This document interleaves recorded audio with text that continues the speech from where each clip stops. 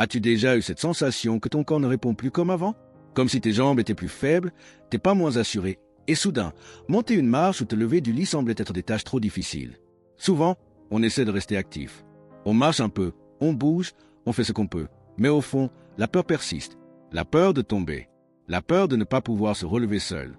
La peur de dépendre de quelqu'un pour les choses les plus simples. Et ce n'est pas un hasard. Après 60 ans, le corps commence à changer silencieusement. Les muscles perdent la force. L'équilibre n'est plus le même. Et ce qui était naturel demande désormais un effort. Mais le plus douloureux n'est pas que physique. C'est émotionnel. La frustration d'essayer et de trébucher quand même. La honte d'avoir besoin d'aide pour quelque chose qui était autrefois si simple. Le sentiment que, peut-être, tu vieillis trop vite. Mais aujourd'hui, je veux te montrer autre chose. Je veux que tu saches qu'il y a encore beaucoup à faire. Qu'il existe, oui, un chemin sûr et doux pour retrouver ta fermeté, ta confiance et ta liberté de bouger dans le monde en toute sécurité. Et ce chemin ne demande ni salle de sport, ni appareil, ni efforts impossibles. Il suffit d'une chaise. Oui, une chaise ordinaire que tu as chez toi peut être la clé pour transformer ta journée et commencer à renforcer tes jambes d'une manière qui respecte ton rythme, tes douleurs et tes possibilités. Dans cette vidéo, nous allons ensemble comprendre la vraie raison derrière la plupart des chutes après 60 ans. Nous parlerons des erreurs les plus courantes que personne ne te dit. Et surtout, nous pratiquerons un seul exercice simple, mais profondément efficace qui peut t'aider à marcher plus sûrement, te lever plus facilement et retrouver confiance en ton corps. Si tu as déjà eu peur de te lever seul, ou si tu sens que même en marchant tu restes instable, cette vidéo est pour toi. Ici, on parle avec le cœur, avec respect et avec espoir. Parce qu'avec calme, constance et l'aide de Dieu, oui, tu peux. Le piège de la marche. Pourquoi marcher beaucoup ne te sauve peut-être pas. Toute la vie, on nous a dit que marcher est la meilleure façon de garder le corps actif. Et oui, marcher est important. Mais après 60 ans, marcher seul ne suffit pas. Ce que peu savent, c'est que marcher beaucoup sans renforcer les bons muscles peut même aggraver l'instabilité. Cela arrive parce que la marche, bien qu'elle semble active, ne stimule pas en profondeur les muscles qui soutiennent le corps. Quand ces muscles sont faibles, le corps perd en fermeté. La personne marche, mais trébuche. Elle avance, mais sans que son corps lâche, sans contrôle. C'est là que réside le danger. La fausse sensation d'activité cache la perte de force. Tu te sens active, mais tu restes instable. Et le plus important, l'équilibre ne vient pas du mouvement répétitif, mais de la force. Ce sont les muscles profonds, surtout des jambes et des hanches, qui donnent la base pour marcher en sécurité. Sans eux, le corps s'effondre peu à peu.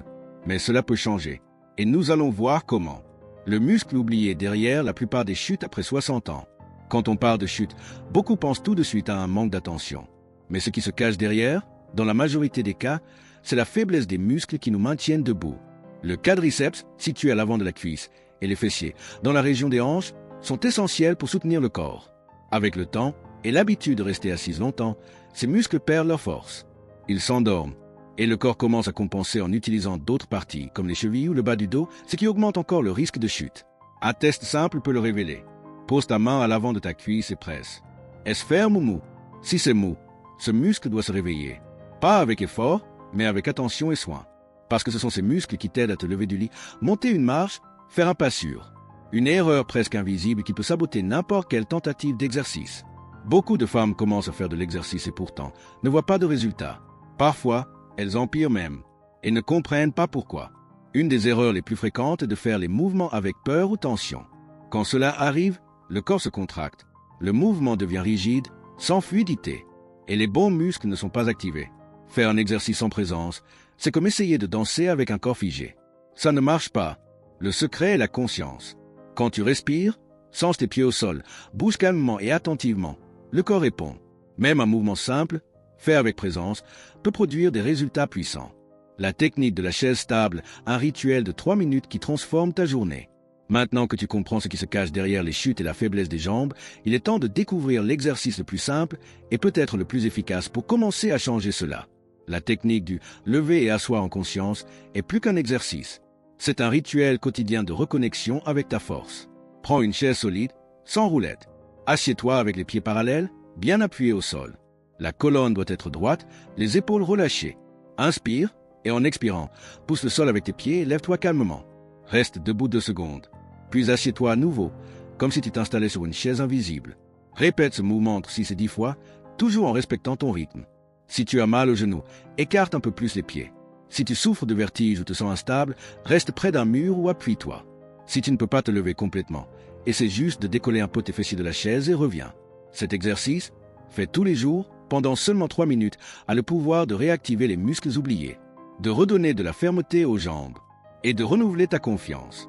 Le secret japonais pour garder ses articulations vivantes sans transpirer. Au Japon, il existe une pratique ancestrale qui aide les personnes âgées à garder force et mobilité même avec l'âge avancé. C'est le Shiko, une forme de squat doux. Nous allons l'adapter ici pour que tu puisses le faire en toute sécurité. Écarte les pieds à la largeur des épaules. Appuie les mains sur le dossier d'une chaise devant toi. Fléchis légèrement les genoux, comme si tu allais t'asseoir. Remonte doucement.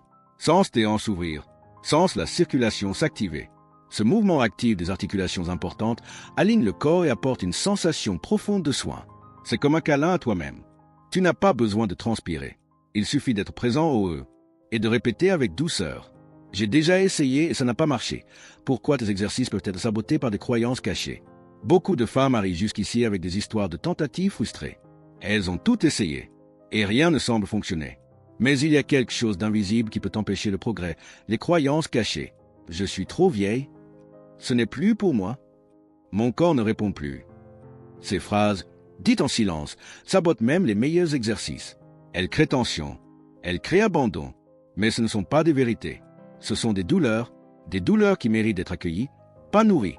Le changement arrive quand tu choisis de te regarder avec gentillesse, quand tu célèbres les petites victoires. Aujourd'hui, peut-être tu ne peux te lever que 3 fois, mais c'est déjà plus qu'hier. Et demain, ce sera peut-être encore mieux.